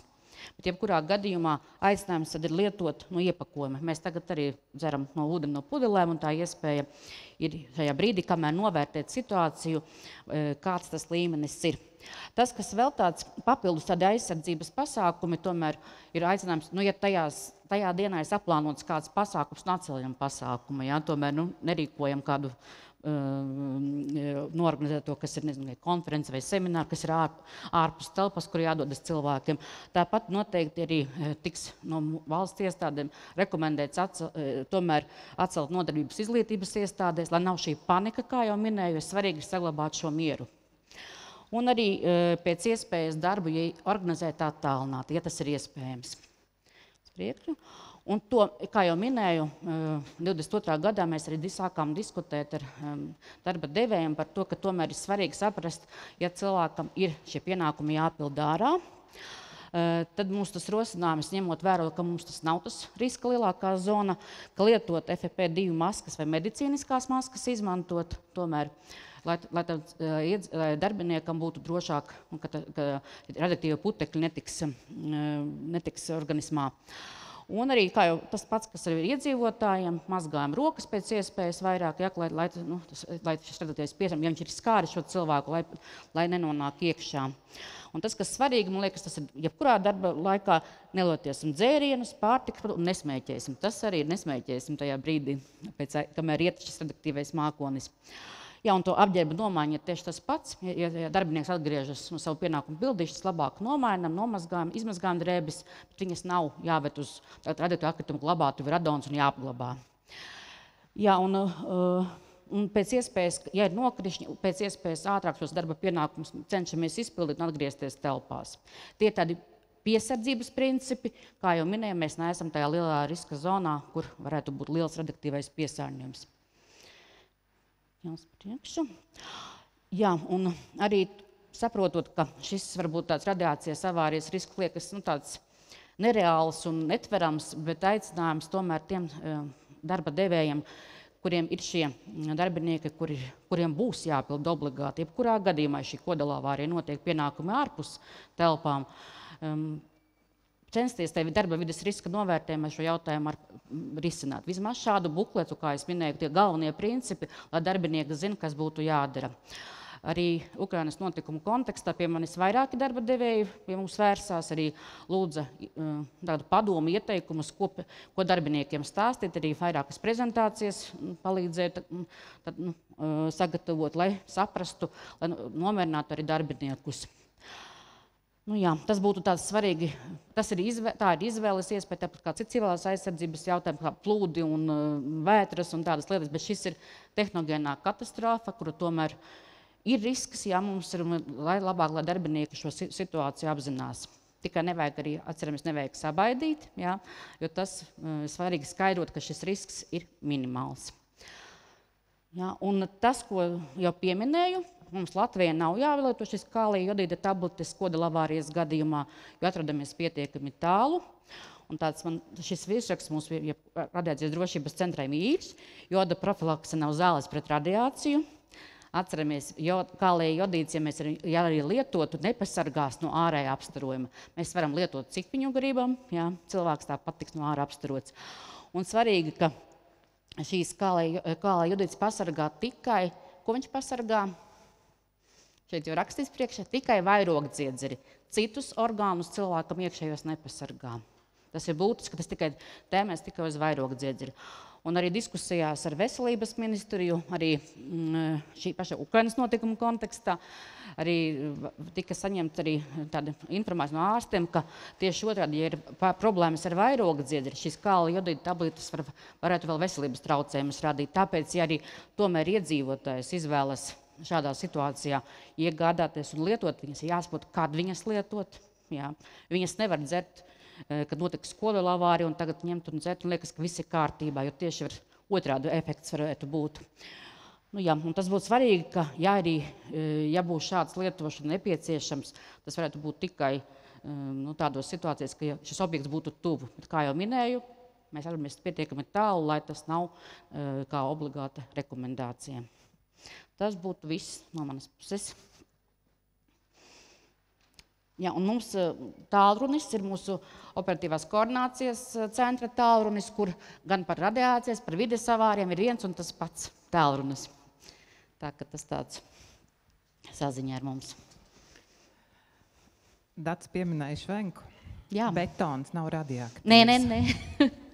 Es tā atkal, es turpinot. Bet satur dabisko radiāciju.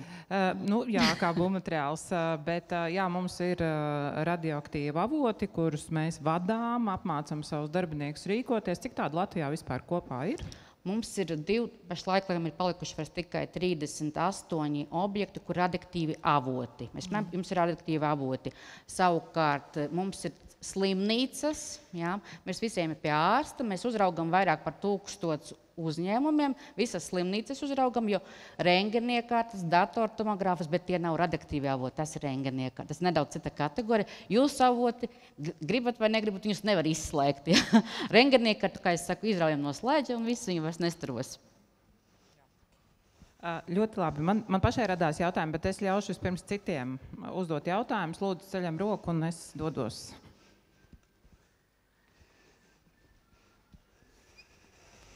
Ļoti liels paldies par prezentāciju. Pat karstums netraucē. Jūs pieminējāt to, ka jūs aicina mērīt dzīvniekiem radioakcijas līmeni, vai, es saprotu, Latvijā. Sakiet, kas notiek, ja jūs konstatējat, ka viņš ir tur ar tiem radioaktīvajiem kaut kādiem parametriem? To dzīvnieku likvidē, kas ar viņu notiek? Es minēju, ka ja būtu kodola avārija, pārējot radioaktīvais mākonis, es pieļauju, ka mēs saņemtu ļoti daudz cilvēku iesniegumu, ka jāmēra tas dzīvnieciņš. Mēs neesam konstatējuši nevienu radioaktīvu dzīvnieciņu, jo šāda avārija nav notikusi. Jo ikdienā cilvēks ar radiāciju var saskarties, tad tas nākamais jau stāsts, tas būtu gara prezentācija, ir iespēja saskarties ar tādu vēsturisko radioaktīviem materiāliem, kā pieņemsim dažāda veida pulksteņi, kas bija 50. 60. gadi, kur izmantoja rādija krāsu. Tā kā mantojumā vēsturiskos pulksteņus, kompasus vai pieņemsim arī lidmašīnām, tās mērskalas tika krāsotas ar rādija krāsu. Ja. Un šī rādīja krāsa vairs tagad jau netiek no 60. gadiem izmantota, bet tādi priekšmeti vēl tiek izmantoti un arī kā senlietas tirgotas. Protams, ka tas nerada risku, ka tas pulkstenis stāv pie sienas, jau neaiztiek, bet ja tas stikliņš saplīst, rādīja krāsa izbirst ārā, un tad mums ir vairāk varbūt tādu izsaukumu, ja, bet tas nerada tādu būtisku kaitējumu cilvēkam. Uz valsts robežas esam arī vairākus pulksteņus, tā kā cilvēki pat labprāt atdot viņus, ja viņi saprot, ka tas ir radioaktīvais. Tas ir vēsturiskais tāds priekšmets. Papildinot kolēģi, protams, šādā situācijā pirmais, ko sāktu, ir mēģināt nomazgāt un nodzīt apmetojumu. Nevajag pietikt ar nomazgāšanu. Pietikt ar nomazgāšanu. Jā, jo tāpat kā cilvēkam mazgājam rokas, ja kaut kas mums ir netīrs, tāpat arī dzīvnieku, un tāpat arī, ja pieņemsim, būtu piesārņots kāds, būtu arī vietēja mēroga avārija. Ja vedot tagad radioaktīvu materiālu transportējot pa ceļu un kaut kas notiktu, tad vieglāk ir nomazgāt visu. Ja gan cilvēku, tad valsts ugunsdzēsības glābšanas dienestu saucam, kas mazgā cilvēku, LVģMC mazgā mašīnas, ja nepieciešams, bet efektīvākais līdzeklis ir mazgāt. Iespējams, ka tāds primitīvs jautājums, bet šobrīd ļoti aktīvi tiek būvētas dzelzbetona ēkas ar ļoti stingri slēgtiem logiem, ar iekšējo it kā ventilāciju, it kā rekuperatoriem. Labi, mēs viņus izslēdzam un pēc 10 minūtēm telpā, kurā ir, 100 kvadrātmetri, atrodas 10 cilvēki. Ko mēs tālāk darām? Kodola avārijas gadījumā? Jā. Ne tikai kodola, pieņemsim, tur ķīmiskā avārija vēl. Par ķīmisku avāriju varbūt valsts ugunsdzēsība, bet kodola avārijas gadījumā, kā es minēju, šie visi ir tādi piesardzības principi, ja? Jo tas radioaktīvais līmenis, kas būtu vidē, viņš būtu ļoti masa. Ja, tas nozīmē, ja jūs ieslēgtu atpakaļ to ventilāciju pēc kādām dažām stundām, tas nebūtu nekas risks, jo radiācija ir tāds, viņa nepaliek gaisā, viņa kaut kur nosēžas. Ja.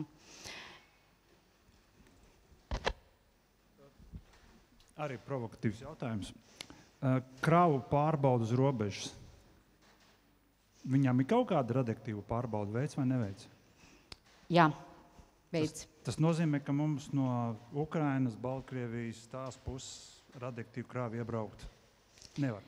Es izstāstīšu, kā tas notiek. Starp Lietuvu nav valsts robežas. Ja? Nav robežas, arī nestāv. Tas nozīmē, uz šīm robežām nav radiācijas svārtu. Bet tas, kas ir Krievijas un Baltkrievijas robeža, katrā robežas vietā ir radiācijas svārti, kur mēra radiāciju. Un arī, ja kaut kas tiek konstatēts, valsts robežsardze sagatavo ziņojumu un atsūta mums, un tālāk mēs pieņemam lēmumu, vai šī krāva varētu būt radioaktīva, vai kaut kas ir konstatējams vai nē. Tas jau notiek ļoti ilgstoši, gadus 20 vairāk noteikti, pat noteikti, man liekas, pat vairāk tas ir. Un tādā situācijā tā sadarbība ir. Krāvas agrāk bija vairāk, kur kaut ko atrada, bet, kā jau minēju, tas bija pārsvarā šie vēsturiskie priekšmeti, kur vēlējās ievest vai no Latvijā, vai no Latvijas vēlējās izvest, tālāk tirgot šos priekšmetus, kur tie vēsturiskie, bet tāds, ka būtu tāds nedeklarēts, nelegāls radioaktīvs avots nav bijis. Vismaz pēdējo no 2015. Jā, gribēju pastāstīt nākamo. Pirms 2000, bija 18. gads, ka tika konstatēts, ka neskāpēc Getliņos, poligonā Getliņos nostrādā radiācijas vārti pie pelnu kravām. Un tas radās tāpēc, ka tajā gadā tika vairākums lietots Baltkrievijas koku materiālu. Un kāpēc Baltkrievijas koku materiāli varētu būt radioaktīvi? Jā, Ja tā paskatās to radioaktīvā piesārņojuma karti pēc Černobiļas atomelektrostacijas, lielākais tas piesārņojuma daļa ir Baltkrievijas teritorijā, un tie meži ir piesārņoti radioaktīvi, jo vēl joprojām. Tā kā ved šo kravu koku materiālu pāri robežai, tas radiācijas līmenis ir ļoti, ļoti mazs. Tas viņu nodektēt nav iespējams. Bet savukārt dedzinot lielajās sadedzināšanas iekārtās, krājoties šiem pelniem, viņi koncentrējas. Un tas līmenis radiācijas bija tiešām tāds pelnos. Runājam par pelniem, nesakam radioaktīvi koku materiāli. Ja? Tas varbūt sabiedrēt sabiedrību. Un tāpēc, lai mēs šo situāciju regulētu, jo iepriekš mums šādas nebija gadījumu, ka tā notiktu, tad ir tika sagatavoti regulējums, ministru kabineta noteikumi, kur nosaka, ka ievedot koku materiālus no trešajām valstīm, tas nozīmē no Krievijas, Baltkrievijas, Ukrainas, ir jābūt šim radioloģiskajam certifikātam, ka šis radiācijas līmenis atbilst noteikumos noteiktajam limitam. Un valsts ieņēmuma dienests muita šos certifikātus arī skatās, vai šīm kravām ir. Mums ir sadarbības līgums ar valsts ieņēmuma dienestu, tā ka šo kravas jautājumu arī risinām. Tā, labi. Auditorija, vēl kāds jautājums? Labi. Man tāda pieredze, ko man stāstīja mani kolēģi Vācijā, ka kopš Černobiļas joprojām mednieki Dienvidu Vācijā katru savu medījumu ved pārbaudīt uz radiācijas drošības centru Vācijā vai citu institūciju tieši uz radiāciju. Tā tāda interesanta lieta, ka pēc visiem šiem gadiem joprojām viņiem pastāv šī te prasība šo medījumu vest un pārbaudīt, un tur neko nevar izdarīt. Varbūt šis jautājums vairāk ir pārtikas veterināra dienesta kompetencē, bet mums arī ir, kā jebkurā Eiropas Savienības valstī, regulējums par kaut importētās pārtikas kontroli. Bet meža cūkas jau skraida, kur vēlās. Ir arī Zviedrijā regulējums, kur nosaka, bet līdz šim tā kā Latvijā nav konstatēts, ka šis radioaktīvais piesārņojums meža cūkās būtu paaugstināts. Tikai mēris. Jā. Jā. Es klausoties sapratu, ka man gribās tādu atgādinājumu digitalizējiet savus vecākus, jo tas ir skumji, ka mums vēl joprojām ir tā, ka daudz cilvēku vienkārši viņiem nav pieejas pie informācijas, jo viņi nezin kā. Man liekas, ka mēs varam, cik vien mūsu spēkos ir digitalizēt savus seniorus, lai viņi būtu viedāki, gudrāki, atrastu ātrāk savu vajadzīgo informāciju vai kaut vai nopakot viņus ar informāciju, ar tālruņu numuriem, ar vispārējo, lai viņi būtu zinošāki.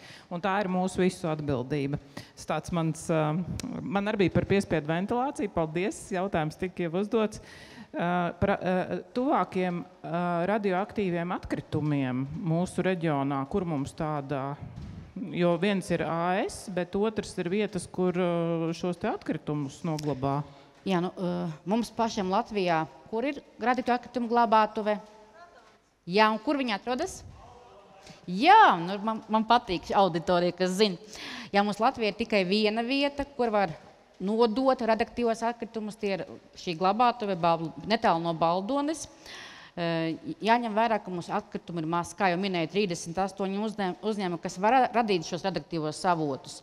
Bet mums vēl ir vēsturiskais objekts, Salaspils kodolreaktors, kuram arī vajag likvidēšanu, jā, un uz šo pašu glabātuvi tiks arī vests.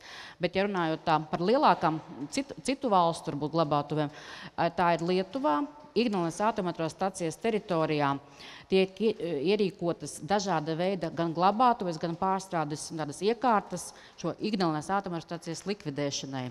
Jo viņiem ir šie reaktori, kas ir lielie reaktori, un atkrituma apjoms ir liels, un arī parasti citās valstīs pēc iespējas tuvāk atkritumus nogādāt rašanās vietā radioaktīvos, lai nav jāved pāri visai valsts teritorijai, un šīs glabātuvēm tiek piemērots ietekmes vidi novērtējums, noteikti zināt lielākie uzņēmumi, un arī Latvija piedalījās vairākos ietekmes vidi novērtējumus, ko Lietuva organizē par šīm glabātuvēm. Tā ka tuvākais, kas mums tāds ir, Lietuva, daži kilometri no Latvijas robežas, un viņi atradīsies tur mūžīgi.